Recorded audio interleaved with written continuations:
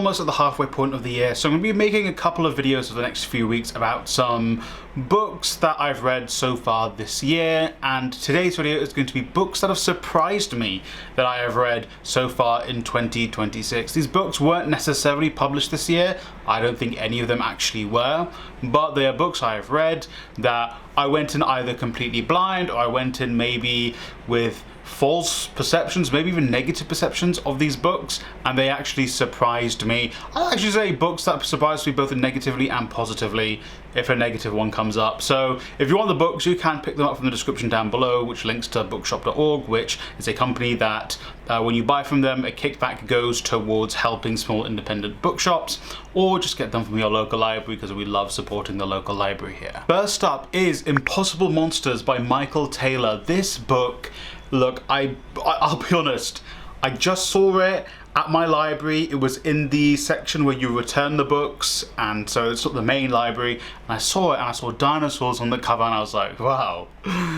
don't mind if I do.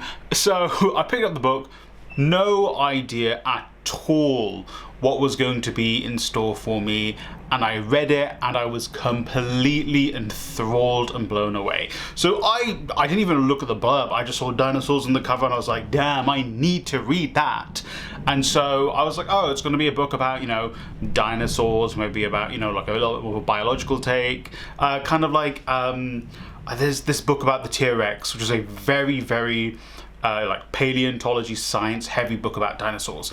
I assumed that would be what it was. It wasn't. It was about dinosaurs, their relationship with religion in Britain more specifically, their relationship with society, and how, you know, the discovery of dinosaurs, how it's basically molded and become part of, at the very least, British society, but also global society, the influence it had on religious leaders and religious groups, the way it shaped science, the way it made religious groups, but also culture and politics change and think.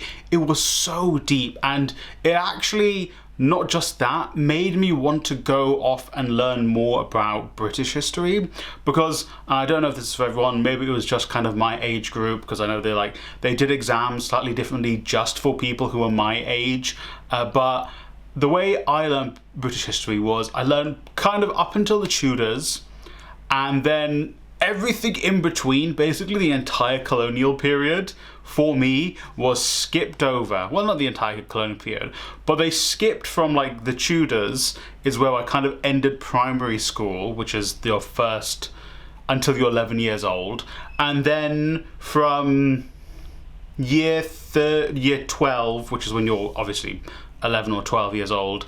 Wait, no, not year 12, sorry, year 7, whatever. When I was like 12 all the way until 18, I very briefly went back and learned medieval stuff, but then from there on out it was almost all from around the Crimean War, a little bit before the Crimean War onwards. So then there was this whole section of history that I missed, and a lot of the stuff about dinosaurs happened in that section of history, or at least the societal aspect of it happened in that part of history, and that part of British history I know very little about. So it actually made me want to go off and read more stuff about English at the very least, but also British as a whole history, and I will do that. So yeah, this book, it surprised me in how much it made me enthralled to learn history and societal history, obviously in relation to dinosaurs. And it's also, I went off and like I got the Jules Verne book, Journey to the Centre of the Earth. There's another book that has dinosaurs in it that I went to go off and downloaded, because these are classics and they're free to download legally as well. And so I'm going to read those, I think, over the summer too. It just made me really excited about dinosaurs again. Next up is Days at the Morisaki Bookshop. So I'll be honest, I did go into this book with false perceptions. So I've made many videos about Japanese healing fiction and more recently Korean healing fiction, which we'll touch on going forward. But essentially, I'd read a lot of Japanese healing fiction books. I have a whole video about them here. It is one of my more popular videos. And essentially, not burnt out on them, but they become very samey. They follow the same pattern and the same structure, and there's a reason they're very popular. I go into more detail in the video. I will link down below and above as well. But essentially, I was kind of over Japanese healing fiction for the most part, and even this year I've read a couple of them. Days of the Murasaki Bookshop, I knew nothing about the book. I just knew it was a bestseller, and so I was like, oh, it's probably going to be more Japanese healing fiction. It's not. It's not Japanese healing fiction. It's a really great story about finding yourself and, you know, being part of community and how community can help you improve and actually, you know, become more confident in yourself. It's very much a book that we kind of need for our times, because more and more we're being pushed into this more individualistic society and this more individualistic way of thinking about our lives.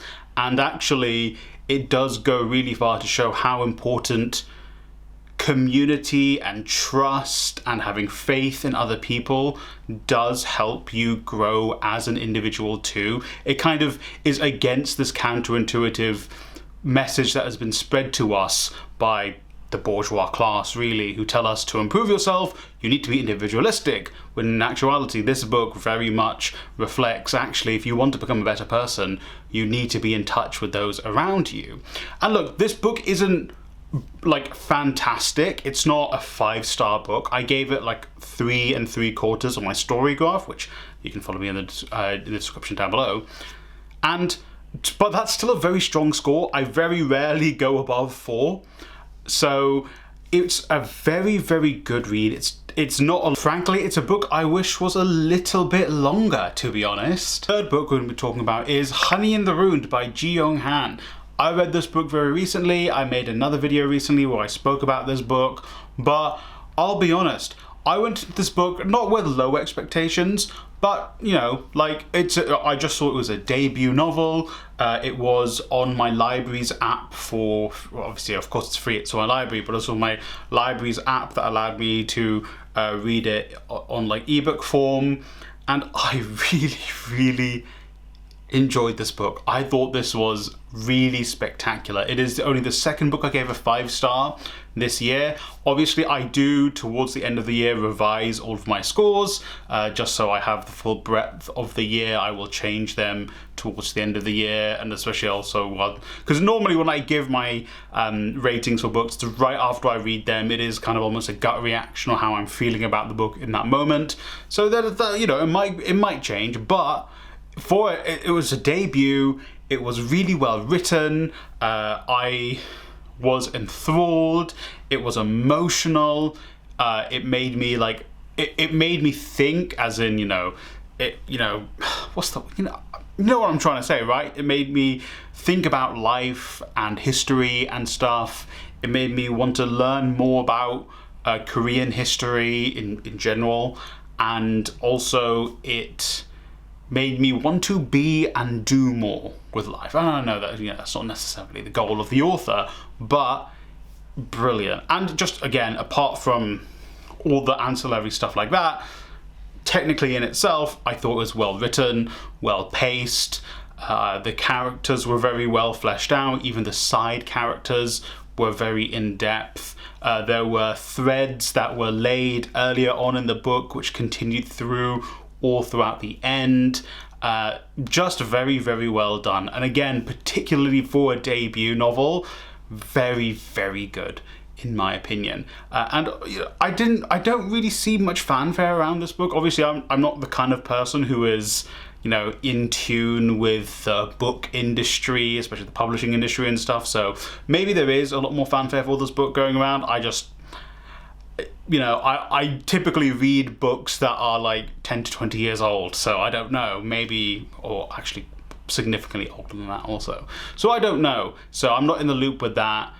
Maybe I'm completely wrong, let me know in the comments down below if I am, but really, really like a spectacular debut in my opinion. And the final book we're going to be talking about is Refugee Tales 4. So this book is an anthology or collection of works from different authors and you know, some of them are fiction, most of them are interviews with actual real-life refugees, and by fiction I mean they are actual stories of refugees that have been obviously changed because, you know, for protecting the refugees.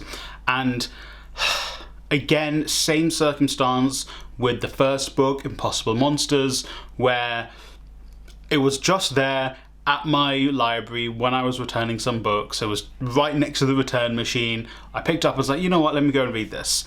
And I went off, and typically, yes, obviously I'm a person who is very passionate about refugees, human rights. You know, I do work with my local refugee centre, or charity is a better way of saying it.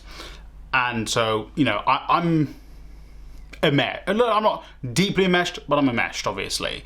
And so it really was very powerful.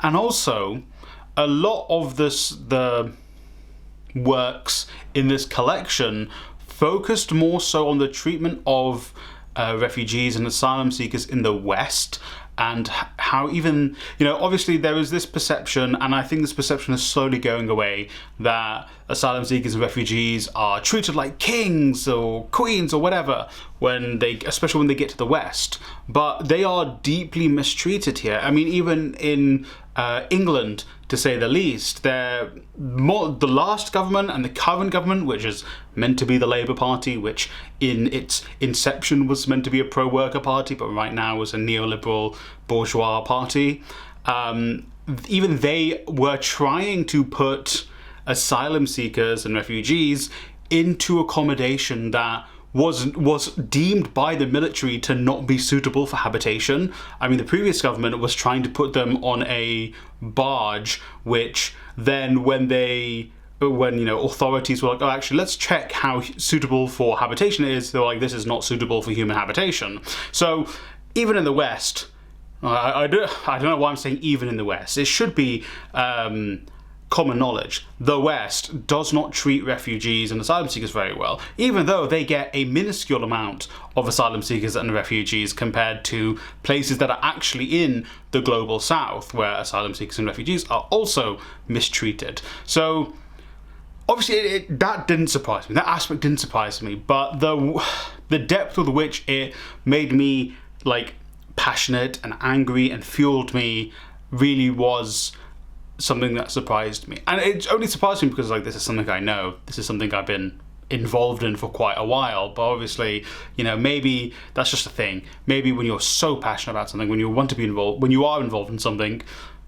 it is going to move you, it is going to drive you more. And, you know, I guess it surprised me because I didn't know this existed. I didn't know, I'm assuming it's Refugee Tales 4, I assume there's 3 more collections before it. I'd never read them, I'd never heard of them. So yeah, maybe the fact that it existed surprised me. So those are 4 books that surprised me that I've read so far this year. Obviously, you know, they surprised me for different reasons, and, you know, they weren't necessarily bad reasons. Actually, I don't think any of the ones I spoke about were actually negative surprises. I only picked the positive surprises. So let me know in the comments down below any books you've read so far this year that have surprised you, both positively and negatively if you want to. If you are interested in the books, you can pick them up down below from bookshop.org, which again, a little kickback from whenever you purchase from there goes towards independent booksellers for them to, you know, get a bit more funding, or get them from your local library, because whenever you borrow a book from your library, it helps your library get more funding too. Now, before I sign off, I do want to say a special thank you to my members. Members get access to bonus videos, bonus content, book clubs, movie clubs, essays for the second tier of book members, of channel members. So if you are interested, you can do that from as little as £1 a month by hitting join down below or on my channel. Thank you for being here. Thank you for watching. Yeah, remember to like, subscribe, share the video with a friend or family member, and hey, I hope you read a great and maybe surprisingly good book today. It really is just my luck to set up my camera right as a thunderstorm starts.